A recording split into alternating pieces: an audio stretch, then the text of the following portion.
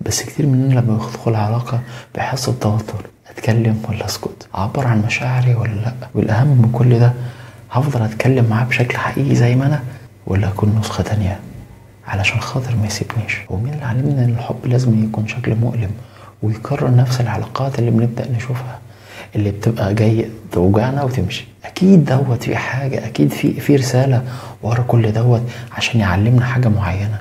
ايه هي؟ القلب هنا تحس ان هو عبارة عن حد بيسأل واقف كده في مكان فاضي لوحده وبيقول انا عايز اعرف هو انا بحب ولا تعلق، وكأنه بالظبط بيكلم الحب الحقيقي والتعلق، بيقول لهم مين فيكم بيخليني اطير ومين فيكم بيخليني اضيع.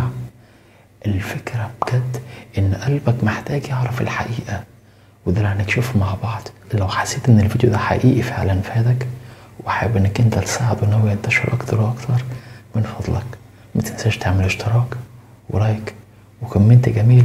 قول لنا انت اكتر حاجة محتاجها ايه، وقول لنا اكتر حاجة عجبتك ايه عشان نبدأ نحسن ونطور ونحصل لأحسن حاجة ان شاء الله تبدأ تساعدنا ان نقدم لك احسن حاجة، لانك تستحق الافضل. ارجو بكل حب في الفيديوهات القادمة ان شاء الله.